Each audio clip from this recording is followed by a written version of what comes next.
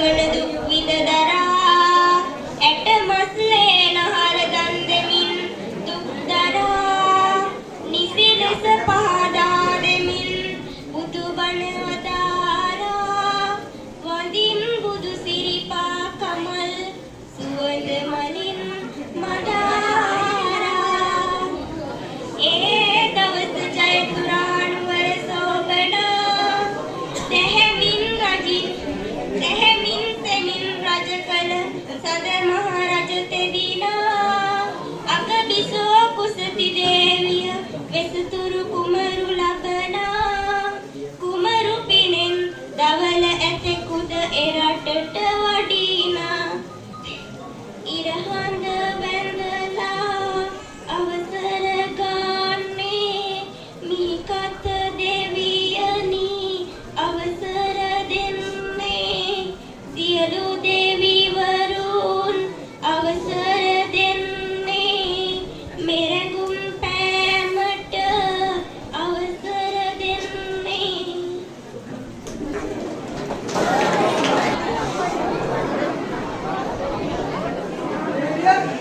සිතන්නේ අපගේ වෙසතුරු කුමරු විශ්වාසයට පිළිම සිටින බැවින් දුන්දරකින් අවුරුදු 9ක් කරලීම සුදුසුයි. එසේ රජතුමනි මා ඔබට සැලකීමට සිටියෙමි. එසේනම් දේවිය මා හෙතම චේතිනම් රටේ මාගේ චේතිනම් මිතුරාට පණිවිඩයක් යවන්න. ඔහුගේ ජීවිතම රුමතයි සවසන්. එසේ ඇය බොහෝ රූප සම්පත් ඇති බවයි පවසන්නේ. එසේනම් දේවිය ඔබේ අදහස පුදුමකට සැලකොට මාට ඔබේ අදහස් පවසන්න. එසේ රජතුමනි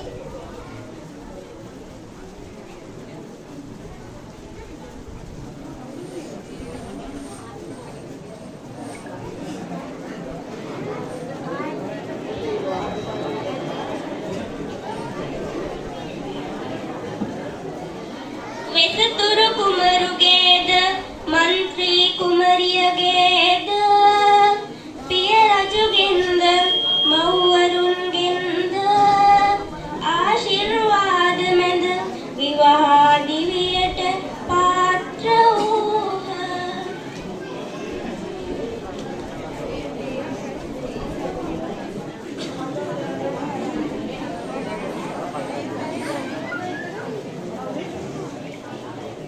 දේවිය වෙනකම බලයුතුයි. මම අලියකින් දන් දීම නිසා අපගේ මුළුම රාජ්‍ය මුරණ වියද මේ තවදුරටත් සිදුවවත් තීරණයක් ගන්න සිදුවයි මට. අප එසේ කරන්නේ කෙසේද රජතුමනි? ඔහු අපගේ පුත්‍රයාය. පුරෝහිත පුරෝහිත පුරෝහිත අවසරයි ගුරුනි. පුරෝහිත වහාම කුමරු ගඳවාගෙන ඕන මට දඬුවම් කරන්න යුතුයි. ඒ රජතුමනි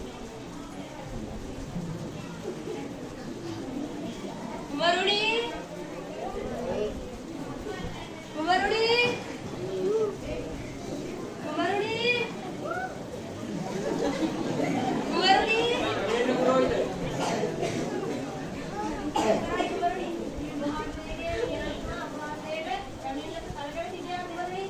යමු පුරෝහිත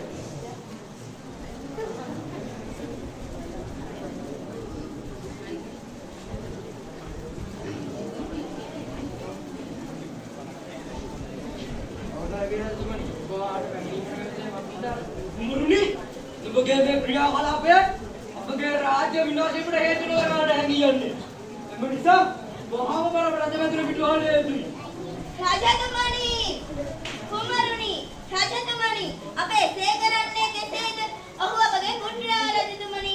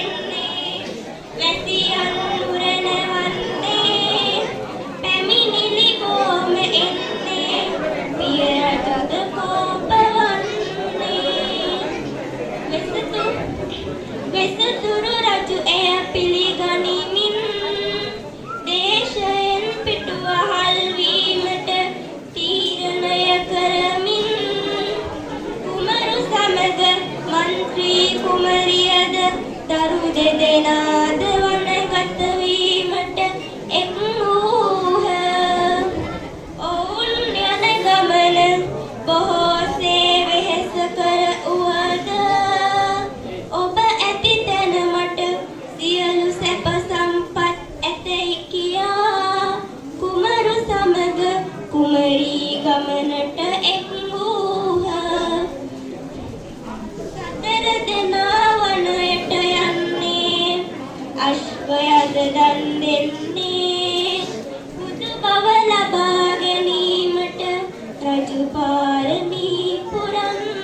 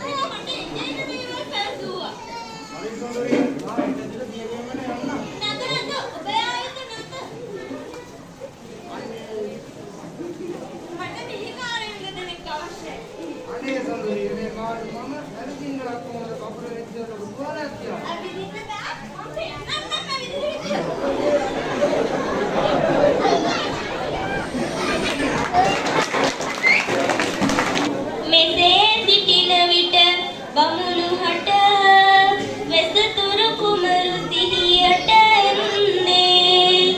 මෙයින් සතුටට පත් වූ බමුණු පැමිණියටද මේ පුවත් පවසන්නේ පැමිණිය දරු දෙදෙනා රැගෙන එන බවට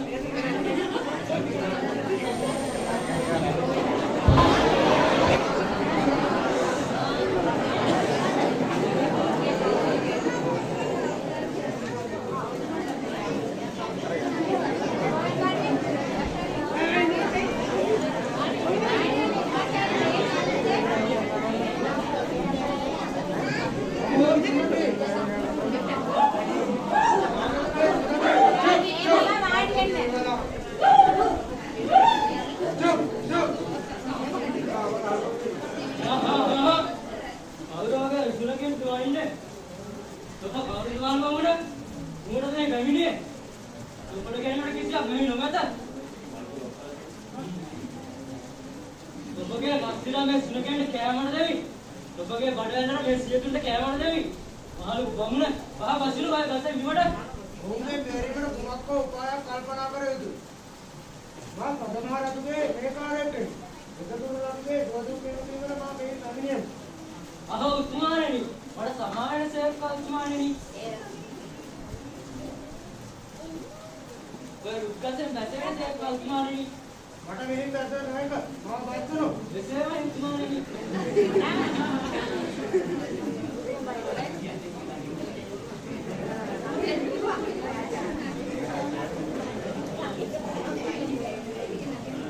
උතුමාණෙනි අන්නර දිශාවේ තමයි රෙස්තන්තර රජතුමාරු වැඩ සිටින්නේ.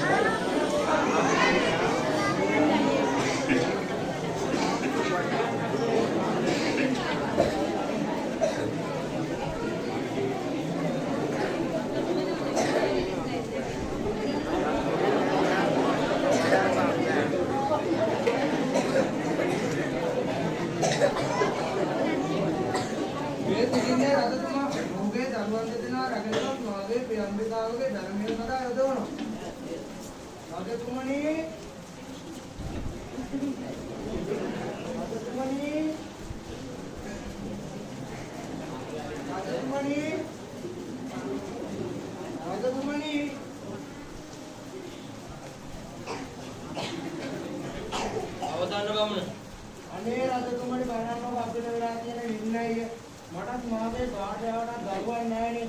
ඒ නිසා අපි බොහොම දුකින් කල් ගෙවන්නේ. ඔබගේ දාන පාරමිතාව ගැන මුළු මහත් දේශෙම කතා වෙනවා. ඒ නිසා මාගේ දුක තේරුම් ගන්න මාගේ දරුවන් දෙනා අපාවැන්නේ මාගේ දාන පාරමිතාව සම්පූර්ණ කර ගැනීමට මාගේ දරුවන් දන් දීමට හැකිය. නමුත් දරුවන්ගේ මෑණියන් පැමිණෙතුරු මට ඒ කළ නොහැක. දේවිය පැමිණුණොත් දරුවන් මට නොදේවි. රජතුමනි, දෙයක් දීමට දෙවරක් නොසිතන්න. මා කණිමු දේශයේ සිට පැමිණියෙමි. මට එහි යෑමට ගොඩක් කල් ගත වෙනවා. ඒ නිසා ධර්ම දරුවන් දෙදෙනා දිනු බැහැ රජතුමනි. පුත ජාලිය දුව කිෂ්ණ දින මේ පැමිණෙන්න දරුවනි. පියාණනි. ඔබලා දෙදෙනා මොහු සමග යන්න. අනේ බෑ පියාණනි. මම එන තුරු සිටින්න.